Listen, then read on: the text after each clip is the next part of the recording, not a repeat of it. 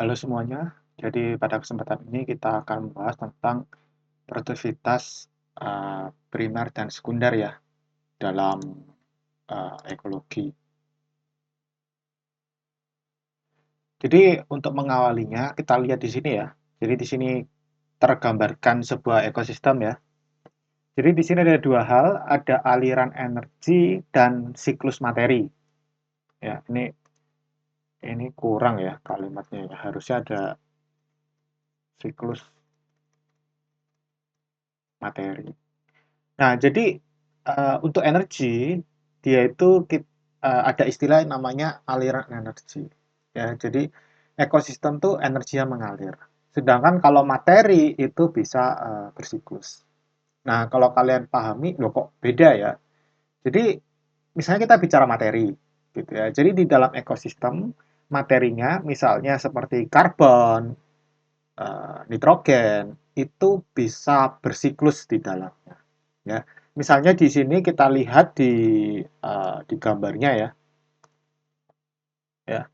Jadi misalnya tanamannya menyerap suatu zat kimia ya, materi kimia, ya. Nanti zat kimianya akan menyatu ya dengan tubuh tumbuhannya. Nanti ketika tubuh tumbuhannya ini terdekomposisi, membusuk, dia kembali ke lingkungannya. Ya, jadi materinya itu muter lah intinya. Ya. Nah, tapi kalau kita bicara energi, nah kalau energi itu mengalir. Nah, maksudnya mengalir itu apa? Jadi misalnya ya di sini digambarkan ada energi cahaya, ya.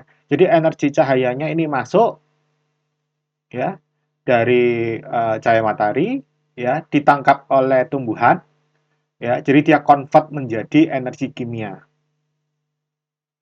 Nah, nanti energi kimia yang tersimpan di dalam tubuh tumbuhan ini bisa dipakai oleh organisme lain, ya. Contohnya herbivora. Nanti herbivoranya akan dimakan karnivora dan seterusnya. Nah, dalam prosesnya itu nanti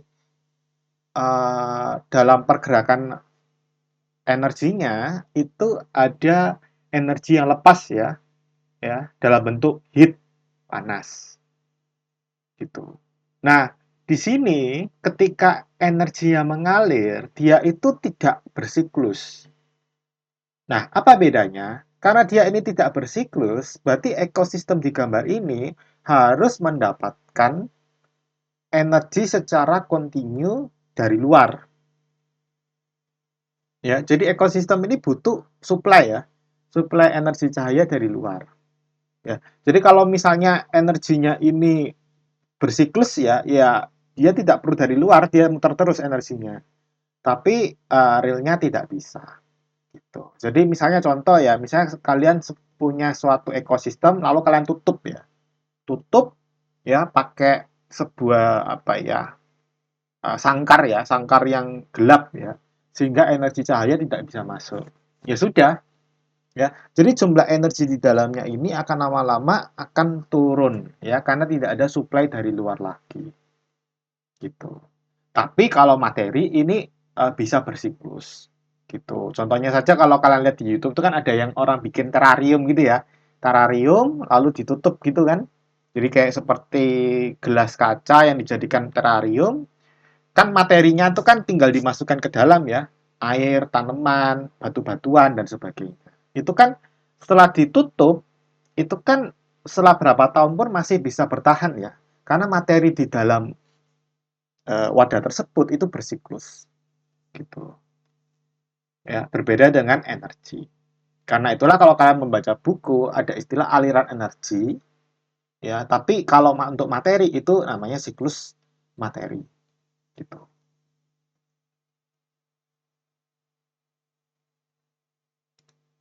Nah, di sini lebih detailnya lagi ya. Misalnya ini ada matahari ya, dia ini akan memberikan energi ke ya produsen ya, ya produsen ya, misalnya tanaman ya. Ya, contoh paling mudahnya tanaman ya. Intinya organisme autotrof ya. Nanti si tumbuhan ini nanti akan dikonsumsi oleh konsumen primer ya. Yang ini akan dimakan sama konsumen sekunder dan tersier ya. Jadi ketika dia ini bergerak ke sini, ya di sini akan ada aliran energi. Ya, aliran energinya ini ya, kalau di bagian atas ini kan energi cahayanya diubah menjadi energi kimia ya di tumbuhan. Nah, nanti baruan tubuh tumbuhannya ini akan dimakan ya mengalir lewat ini ya rantai makanan gitu. Di posisi ini selain energi mengalir ya materinya itu juga akan bergerak juga gitu. Contohnya karbon, nitrogen, fosfor itu juga mengalir di sini. Nah, ketika terjadi proses makan dimakan tadi, itu nanti ada pelepasan ini ya panas ya di metabolismenya ini. Ya, jadi ada energi yang lepas ya ke lingkungan gitu ya. Nah, selain itu kalau kita lihat di 3 poin ini, dia ini mereka bertiga bisa menyumbang detritus. Ya, detritus itu kan bagian apa ya? Bagian organik yang tidak hidup. Ya, contohnya kalau tanaman itu kan misalnya ada daunnya itu kan ada yang gugur, berjatuhan. Ya, itu kan dia bahan organik kan dari pohon tapi sudah tidak hidup ya karena sudah jatuh ke tanah, mengering kan, menjadi serasa. Ya. Jadi ini detritusnya. Ya. Jadi selain serasa itu bisa termasuk feses dan teman-temannya. Gitu. Jadi produsen dan konsumen itu menyumbang detritus. Nah, ketika pergi ke detritus itu juga mengalir energi ya, ya, sama materinya juga gitu. Nah, nanti detritus itu bisa dikonsumsi sama dekomposer ya. Jadi misalnya seperti jamur, cacing dan sebagainya. Ya. Jadi dekomposer ini nanti ya bisa akan mengambil ya energi dan materi dari detritus. Gitu. Dekomposer sendiri itu kan juga bisa menghasilkan detritus juga. Nah, uniknya di sini ya, bagian sini. Jadi dekomposer itu nanti ada panas sendiri pergi ke konsumen sekunder sama tersier. Kenapa? Karena dekomposer sendiri itu bisa dikonsumsi. Ya, contohnya misalnya di sini misalnya yang paling mudah cacing tanah ya misalnya ya. Nanti cacing tanahnya ini kan bisa dimakan sama konsumen lain, misalnya burung atau teman-temannya. Gitu. Jadi khusus ini dia bisa dekomposer ini pindah ke sini. Gitu. Dia tidak bisa pergi ke sini karena kan konsumen primer kan biasanya makan autotrof ya, organisme autotrofnya. Dan yang terakhir, dari semua poin ini nanti ada panah biru, jadi materinya itu bisa bergerak ya, bersiklus ya kembali ke produser primer. Gitu. Contohnya ketika nanti mereka ini mengeluarkan sekret, feses dan teman-temannya, itu kan nanti materinya itu kan bisa kembali diserap oleh si tumbuhan. Gitu. Ya. Jadi gambar ini bisa menggambarkan di mana aja terjadi apa ya siklus materi ya dan adanya aliran energi.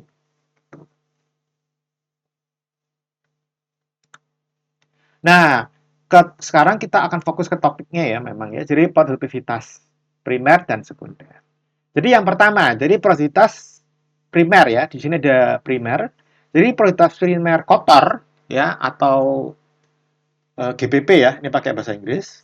Itu adalah jumlah biomasa yang diproduksi semua autotrof dalam ekosistem persatuan waktu. Ya. Jadi kan autotrof itu kan organisme yang bisa membuat ini ya, kalau definisi sesungguhnya itu kan dia bisa membuat C anorganik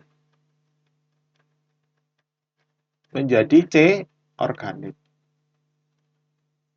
Ya, jadi misalnya CO2 dia ubah bisa jadi gula. Gitu. Ya. Contoh paling mudahnya kan tumbuhan ya. Gitu. Cuma autotrof itu kan sebenarnya tidak terbatas oleh tumbuhan saja, bisa organisme lain. Gitu. Ya. Jadi pengertiannya ini berapa sih biomasa karbon organik yang dibuat oleh si organisme autotrof per satuan waktu. Ya, jadi nambahnya berapa sih per satuan waktunya. Nah, tapi, nah, di sini ada produktivitas primer bersih atau NPP. N-nya kan dari neto ya. Itu adalah jumlah biomasa yang tersisa pada autotrof setelah dipakai untuk respirasi seluler. Jadi, si tumbuhannya itu pun ya, misalnya tumbuhan ya, itu kan ketika dia membuat biomasa diproduksi, itu juga akan ada yang dipakai oleh dirinya untuk proses respirasi seluler ya, untuk membuat ATP. Jadi nanti akan ada yang dipakai juga. Nah, sisanya ini yang bersih. Nah, ini yang disebut dengan NPP. Ya. Jadi intinya sebenarnya NPP ini adalah GBP dikurangi respirasi. Gitu. Jadi netonya ini sebenarnya dia memproduksi berapa sih setelah dipotong sama keperluannya dia sendiri untuk melakukan respirasi. Gitu. Nah, ini penting ya. Jadi NPP ini kan sebenarnya seperti laju ya. Berapa sih karbon yang dia buat ya persatuan waktu. Ya. Ya, jadi ingat ya ini sebenarnya kan persatuan waktu kan. Baik produktivitas yang GPP sama NPP. Ya, jadi kebanyakan orang salah pahamnya gini, misalnya hutan hujan tropis, hutan, gitu ya, hutan. Hutan itu kan kelihatan ya pohonnya besar-besar, ya, biomasanya besar, ya. Apakah kalau kita melihat pohonnya besar, artinya NPP-nya tinggi? Belum tentu, ya. Jadi kalau kalian akan membaca buku itu ada konsep bahwa NPP sama GPP itu kan seperti jumlah yang diproduksi per satuan waktu. Gitu. Kenapa? Karena misalnya kita lihat hutan gitu ya. Ketika hutannya sampai ke tahap dia itu sudah klimaks, itu kan nggak nambah kan? Seakan-akan kan nggak nambah. Kenapa? Karena yang dia produksi dikurangi yang respirasi itu mendekati nol. Ya, jadi ada satu kondisi hutannya kan kayak kelihatan nggak nambah gitu. Jadi ada pada kondisi di mana bahkan kalau kita ngelihat seperti ekosistem kayak misalnya padang rumput, itu kan katanya loh kok sedikit kan biomasanya. Tapi kalau kita hitung penambahannya dia itu lebih tinggi biomasanya gitu. Jadi jangan salah berpikir ya. Jadi sebenarnya kan kedua ini kan laju produksinya dia gitu. Nah, untuk yang ketiga kita akan melihat tentang produktivitas sekunder ya. Jadi adalah jumlah biomasa yang diproduksi konsumer heterotrof per satuan waktu. Ya, jadi si heterotrofnya ini ya, itu kan misalnya herbivoranya, ya, karnivoranya. Itu dia ini memproduksi biomasa itu berapa sih per satuan waktu, ya. Si konsumennya ini dapat dari mana biomasanya? Ya, dari memakan si autotrof, ya, misalnya tumbuhan gitu, ya. Jadi berbeda ya antara yang primer dan yang sekunder. Nah, untuk prioritas sekunder itu nanti kita lihat lagi ya lebih lebih detail ya. Jadi agak bedanya kenapa? Jadi kan ceritanya tadi kan misalnya kita anggap aja sapi lah ya, sapi. Sapi makan rumputnya. Gitu. Jadi sapi ini makan rumput itu kan ada yang dimasukkan ke dalam mulutnya. Nah, itu yang didefinisikan ingestion. Jadi berapa yang dimasukin ke mulut gitu ya. Nah, sisanya yang nggak kemasukan itu kan waste-nya seperti itu. Nah, ya atau hewan lain lah ya, misalnya manusia lah, dia apa yang masuk ke dalam mulut diingest. Ya. Nah, dari yang diingest itu kan nanti ada yang terbuang ya dalam bentuk misalnya feses. Nah, feses ini adalah egestionnya gitu. Karena yang dimakan itu kan tidak semuanya akan kepake ya, karena ada yang terbuang gitu. Nah, yang nggak kebuang inilah yang disebut dengan bagian yang akan terasimilasi, ya, terasimilasi. Gitu. Nah, yang diasimilasi pun oleh tubuh itu nanti dibagi dua, ya, ya. Jadi yang benar-benar akan dipakai, nah, oleh tubuh itu nanti dibagi dua lagi. Yang atas itu akan dipakai oleh metabolisme, ya, contohnya respirasi, ya, gitu, ya. Jadi energi yang masuk yang tidak dibuang ya dalam bentuk feses yang akan dipakai tubuh itu akan ada yang dipakai untuk respirasi. Sisanya, nah ini, sisanya inilah yang sebenarnya disebut dengan produktivitas sekundernya. Ya, jadi yang dia timbun tuh berapa sih sebenarnya? Gitu. Jadi yang ketimbun tuh di posisi yang saya kasih warna ungu ini. Sisanya kan nggak ketimbun dalam tubuh. Gitu. Nah, biomasa yang tertimbun itu nanti kan dibagi dua, ya. Ada yang untuk pertumbuhan tubuh, ya, atau untuk reproduktif, reproduksinya dia. Gitu. Ya, kenapa dibedakan kan ceritanya beda ya untuk pertambahan dan pada suatu titik dia ini akan mau bereproduksi. Gitu. Ya. Nah, nanti istilah ini perlu kalian pahami ya untuk kita akan memahami beberapa konsep selanjutnya. Ini kan sedikit berbeda dengan yang primer karena kan si tumbuhan itu kan bukan memakan gitu ya, dia bukan heterotrof ya. Sedangkan kalau konsumen itu kan memakan ya, jadi ada yang masuk, ada yang keluar dan sebagainya.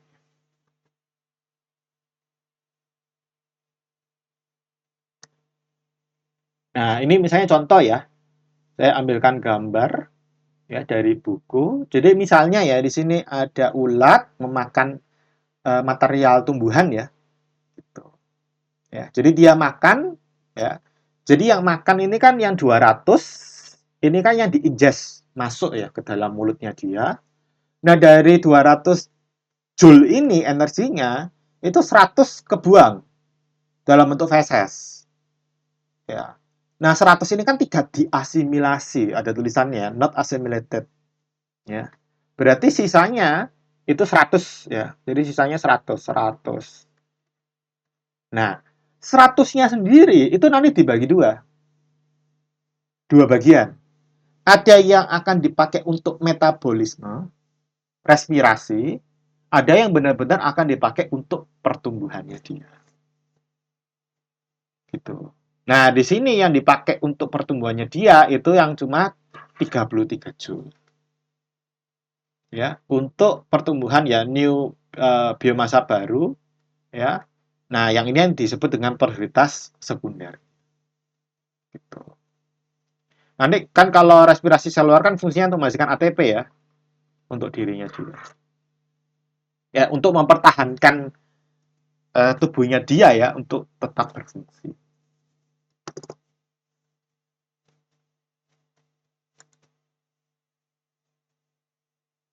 Nah, di sini saya ambilkan dari ini ya, dari Odum, sebuah ilustrasi ya. Jadi memperlihatkan aliran energi dalam rantai makanan. Ya, jadi tadi kan kita cuma lihat mungkin dari sisi ini ya, konsumen ya. Sekarang kita lihat dari awal. Jadi di sini si Odem ini membuatnya ilustrasinya dalam bentuk seperti pipa ya, pipa-pipa gitu ya. Jadi seperti ketika dia ini ilustrasinya pipanya ini tebal, berarti kan energinya tinggi ya, besar. Ya, sedangkan kalau yang kecil kan dia ini jumlahnya lebih kecil. Jadi di sini akan ada cahaya ya, total light. Nanti akan ada berapa persen yang bisa akan diterima oleh tumbuhan ya, segini. Ya, sisanya tidak dipakai. Ya. Nah, dari yang dia ini bisa terpakai itu, ya. Nah, nanti kan di apa ya, di diolah ya di tubuhnya ini. Nah, nanti akan sebagian keluar dalam bentuk heat, panas, ya, lepas ya, gitu. lepas dalam bentuk panas. Nanti kalau kalian tanya kenapa kok lepas dalam bentuk panas, ya ya memang proses di apa organisme itu kan enggak sempurna ya. Secara termodinamika nanti ada energi yang lepas dalam bentuk heat. Seperti gambar yang beberapa slide sebelum. Ya. Nah, di sini akan jadi ada produktivitas primer kotor ya. Nah, dari GPP ini nanti akan terambil ya beberapa untuk dia melakukan respirasi ya untuk mempertahankan dirinya sendiri, hidupnya ya. Keluar gitu. Ya. Setelah dikurangi dengan R, sisanya kan cuma NPP. Ya. NPP inilah yang nanti bisa dipakai oleh konsumen. Gitu. Jadi biomasa tumbuhannya ini berapa sih yang akan dipakai? Gitu. Cuma masalahnya kita lihat di sini dari jumlah biomasa tadi itu kan hanya akan sebagian kecil, sebagian lah ya akan diingest. Sisanya tidak di situ. Ya kalian kalau bertanya, loh kok nggak dimakan semua? Ya realnya gitu ya. Kalau kalian lihat di alam itu kan misalnya ada tumbuhan gitu ya, dimakan sama sapi. Kan nggak mungkin ya sapinya makan rumputnya itu benar-benar sampai habis, hilang. Semua kan tidak. Contoh paling mudahnya kan nggak mungkin akarnya dimakan kan? Benar nggak sih? Jadi di ekologi itu kan kadang-kadang kan penelitinya juga ngitung si akarnya itu. Kan akarnya nggak dimakan. Nah itu kan biomasa juga. Gitu. Ya, jadi di sini ada yang akan menjadi yang tidak akan diingest, ya, sisanya detritusnya. Ya contohnya tadi kan nggak mungkin ya sampai herbivora makan sampai batang-batangnya sampai akar-akarnya dimakan semua kan enggak ya. Contohnya seperti itu ya logikanya. Nah dari yang dimakan tersebut nanti akan ada yang keluar lagi ya dalam bentuk feses ya di sini. Sisanya itu yang terasimilasi sama seperti tadi ya. Nah, nanti yang diasimilasi itu kan ada yang dipakai untuk respirasi juga. Barulah sisanya ini ya, inilah yang akan menjadi biomasa yang nambah di konsumennya. Gitu. Jadi produktivitas sekundernya. Nah, inilah yang akan tersedia untuk dimakan oleh si karnivor. Ya. Nah, ini juga sama seperti tadi. Ya, tubuh herbivoranya pun sendiri kan tidak semuanya akan dimakan, diingest. Pasti ada sisanya. Ya, ada berapa persen ini? Nah, berapa persen yang nggak dimakan ini kan menjadi detritusnya. Gitu. Dan ini yang akan diingest masuk mulut. Yang dari masuk mulut sama seperti tadi, ya, akan ada sisa jadi feses, ya. Nah, setelah dikurangi yang menjadi feses, itu yang terasimilasi. Yang terasimilasi itu kan dibagi lagi. Ada yang dipakai untuk respirasi. Sisanya yang terakhir inilah yang menjadi produktivitasnya dia. Ya, biomasa yang nambah di tubuh si karnivora. Gitu. Kalau kalian lihat semakin ke kanan ya, energinya ini akan semakin berkurang ya. Gitu. Karena ada banyak sekali ya aliran energi yang keluar ya dari sistem ini. Gitu. Ya, bisa dari dalam bentuk heat, ya respirasi, detritus dan sebagainya. Gitu. Ya. Ini pasti ya, masih pasti semakin mengecil. Karena itulah kalau kita disuruh untuk membuat piramida energi, ya, energi yang terdapat pada produsen, konsumen tingkat 1 dan 2 itu pasti akan mengecil, ya, karena banyak yang keluar. Gitu. Jadi nggak mungkin tiba-tiba di sini tuh energinya lebih banyak, ya nggak bisa, ya. Dapat dari mana nggak mungkin. Gitu. Karena itulah kalau kalian lihat kan pipanya kan semakin mengecil, nggak bisa semakin membesar ke kanan. Oke, saya lanjut. Nah, Dalam mempelajari alirannya ini, nanti ada beberapa istilah efisiensi di ekologi. Ya, efisiensi ini apa? Jadi dia ini ingin memperbandingkan ya salah satu parameter dengan parameter lainnya untuk melihat efisiensi. Contoh, misalnya ada istilah IT per IT-1. Jadi dia ingin memperlihatkan ya ingestion di tingkat tropik T dibanding dengan ingestion di tingkat tropik T-1. Jadi sebelumnya. Jadi tingkatan tropik kan misalnya ini ya. Ini kan tingkatan tropik pertama, kedua, dan ketiga. Gitu. Jadi misalnya ini ya, ini dan ini. Ini kan ada yang diingest, dimakan. Ini juga ada yang dimakan. Jadi untuk pertama dia mau tahu ya berapa sih perbandingan antara yang dimakan di sini dan yang di sini. Gitu.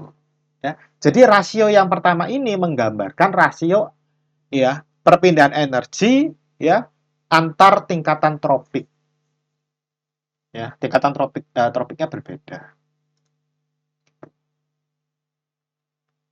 Ya.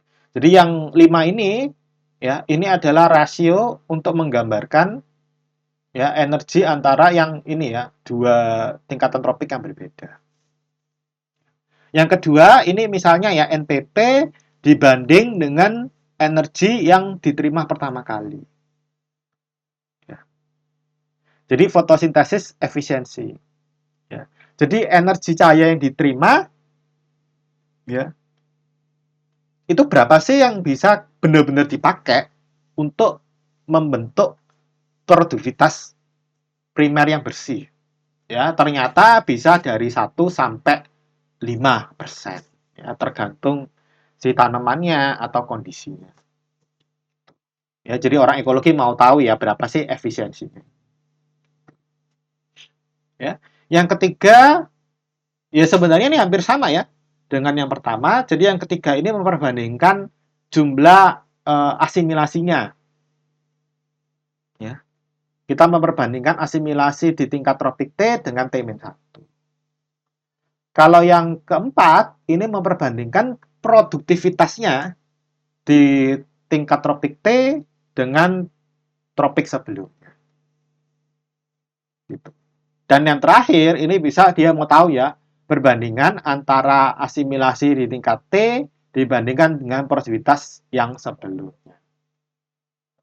Seperti itu. Ya, misalnya contoh yang paling bawah lah ya, kita lihat gitu. Jadi misalnya dia diasimilasi ya di sini ya. Ini asimilasinya di karnivora. Dia bandingkan dengan produktivitas di tingkatan tropik sebelumnya. Nah, dibandingkan. Dia mau tahu berapa persen. Jadi dia mau tahu berapa sih yang nyampe di sini dari sini. Gitu. Kenapa? Karena kan ada yang lepas ini. Ada yang lepas dari terus, ada yang lepas jadi feses. Ya. Ya ini tentu saja kan bergantung ya dari konsumennya ini.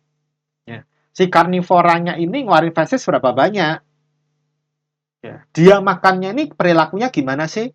Detritusnya sisanya banyak nggak sih? Gitu. Dan pertimbangan lainnya. Ya. Jadi dia nih ngitung ini ada maksudnya ya, dia melihat kondisi. Nah, selanjutnya di sini ada 3 ya. 3 parameter lain. Ini rasionya ini untuk di dalam, within.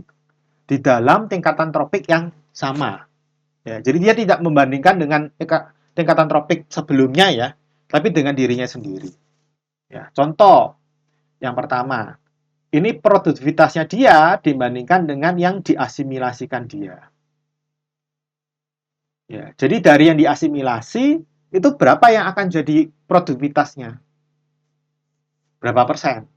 Nggak mungkin 100 karena kan ada yang keluar kan, ya dalam bentuk metabolismenya dia. Nah ini juga ya. Jadi dia bandingkan antara produktivitasnya dibandingkan yang dia masukin di ingest. Itu berapa persen? Karena juga sama, nggak mungkin 100%. Karena pasti ada yang kebuang dalam bentuk feses ataupun yang lain. Dan yang terakhir, A ya dibanding I ya. Gitu. Asimilasinya dibandingkan dengan yang dimasukkan di ijaz. Gitu. Nah, berarti kan kalau diasimilasikan per I itu kan berarti ada yang terbuang dalam bentuk feses ya. Jadi mungkin ini ada beberapa kasusnya ya. Misalnya kalau kita melihat herbivora, ya, dia itu nilainya akan 30% ya. Gitu. Jadi hanya 30% dari yang dimasukkan ke mulut itu yang terasimilasi. Sisanya kebuang dari feses. 70%-nya kan kebuang. Tapi kalau organismenya ini makanannya itu lebih nutritif ya. Misalnya karnivora ya. Kalau karnivora kan kalau dimakan ya, makan daging gitu ya. Itu kan persentase yang kebuang ke feses kan lebih rendah sebenarnya. Ya. Jadi dia ini rasionya ini 70 sampai 80%. Berarti 70 sampai 80% yang masuk mulut itu akan diasimilasi. Sisanya dibuang dalam bentuk feses. Gitu. Ya, jadi beda ya. Tingkatan tropik yang berbeda ini polanya beda. Ya sebenarnya kalau hewannya beda juga nanti beda nanti. Kalau kalian mau cari bisa silakan itu. Kalau misalnya hewannya uh, mungkin kalau orang ekologi kan lihat kalau misalnya dia ini hewannya misalnya pemakan apa ya, pemakan serangga, ya pemakan bangkai, pemakan apa ya, madu, ya itu kan nanti persentasenya beda-beda semua nanti, tergantung polanya dia. Gitu, ya. Nah ini juga nanti bisa juga dilihat dari dia ini polanya, ini dia hewan poikiloterm atau homeoterm, ya, ya. Nanti itu kalian bisa lihat ya, kalau poikiloterm kan dia ini tentunya hewan-hewan yang suhunya bisa berubah-berubah ya, gitu, ngikut lingkungan, ya. Jadi dia itu tidak mempertahankan suhunya itu sama. Tapi kalau homeoterm itu kan dia mempertahankan suhunya ya, relatif sama ya, konstan di berbagai suhu. Jadi homeoterm ini nanti metabolismenya ini akan lebih tinggi pastinya. Karena kan dia ini harus mempertahankan suhunya sama di setiap kondisi. Gitu. Jadi tentu saja dia ini investasi metabolismenya lebih tinggi. Nah, kalau investasi energinya lebih tinggi, nanti ini akan mempengaruhi ya tadi ini nilai ininya ya. Gitu. Jadi ini kalau ininya tinggi, ini kan ke ini ya, ketekan ya. Produktivitasnya kan ketekan. Ya, asumsinya kalau asimilasinya sama ya. Jadi ini sama, ininya membesar, ini kan mengecil pasti. Ya, jadi persentasenya bisa berubah juga. Gitu. Ya. Jadi nanti orang ekologi ngelihat, jadi kalau hewan-hewan atau tumbuhan dengan pola tertentu itu gimana rasio efisiensinya. Ya, karena berbeda-beda. Nah, nanti ini bisa dibaca ya dari bukunya Des and Des. Nah, sebagai penutup, kita akan melihat ya, tadi kita bicarakan produktivitas primer bersih ya, NPP. Ini kita lihat secara global ya. Gitu. Jadi di sini ada ilustrasi ya, bumi, ya benua. Ini kan sebenarnya nanti kan di sini biomanya beda-beda ya. Gitu. Nah, di sini dibuat sebuah ilustrasi ya. Jadi kalau nilai NPP-nya ini besar, ini kan warnanya semakin merah ya, mendekati merah ya. Kalau mendekati 0 kan dia hitam di sini. Ya. Jadi kalau kita lihat di sini, yang nilainya tinggi itu kan di sekitar Katulistiwa ini ya. Ya, di sekitar Katulistiwa. Ya. Di luar Katulistiwa semakin mendekati kutub dia akan semakin lebih ini ya, lebih menurun ya. Seperti itu. Sebenarnya kalau kita lihat di sini kan kita bisa bagi dua ya. Jadi kita lihat dari sisi dia itu yang bagian ekosistemnya apa namanya darat sama akuatik ya. Nah sebenarnya kalau dari segi darat dia itu kan penentunya ya. Kalau kalian lihat di sini itu kan sebenarnya suhu ya, suhu, kelembapan, ya air. ya, dan juga nutrisi dari ya lingkungannya itu sendiri, ya. Karena sebenarnya kalau darat itu kan penentunya kan sebenarnya air ya, ya satunya air sama suhu. Ya, jadi kalau suhunya turun ya atau airnya sedikit sekali ya presipitasinya, curah hujannya itu kan pengaruh. Tapi kalau di akuatik ya, di akuatik itu kan juga sebenarnya beda-beda ya. Kalau kalian lihat ini di bagian akuatiknya itu kan. Nah, beda-bedanya ini kan tergantung sama ketersediaan nutriennya. Gitu. Ya, karena kalau di air itu kan sebenarnya masalah utamanya itu kan bukan airnya ya, sebenarnya, tapi itu adalah ketersediaan nutriennya. Karena kan nutrien itu kan kecenderung dia akan ngendap di bawah. Jadi kalau di badan air nutriennya di bawah, atasnya itu kan jadi lebih rendah kan, lebih sulit terpapar dengan nutrien. Jadi sebenarnya kalau di akuatik itu salah satu pembatasnya memang ketersediaan nutrien.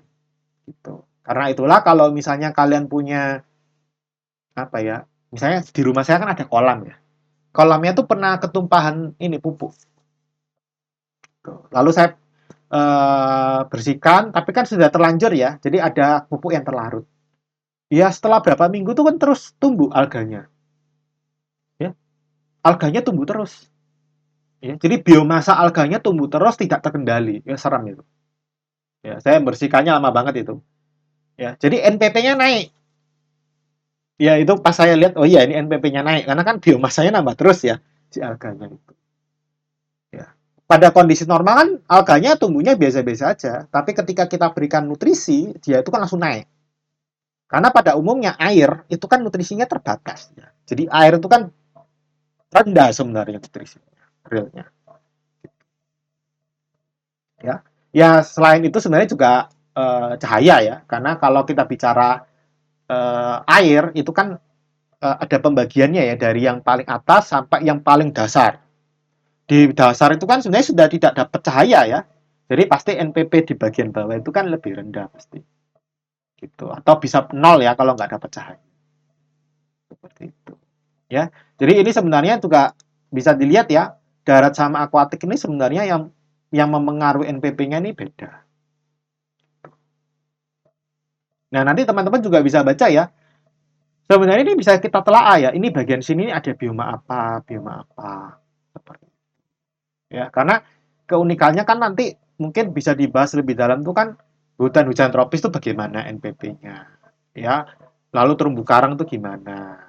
Atau bioma-bioma yang termasuk lahan basah, ya, misalnya seperti kayak mangrove gitu dan teman-temannya. Itu kan NPP kalau kalau dibaca di buku kan salah satu topik isunya ya, itu kan membandingkan ya. Lahan basah itu kan apa ya, produktivitasnya kan tinggi gitu. Biasanya dibandingkan sama hutan hujan tropis, terumbu karang dan teman-teman. Nah, nanti kalian bisa baca lebih dalam. Oke, kalau gitu saya akhiri. Semoga bermanfaat untuk kalian.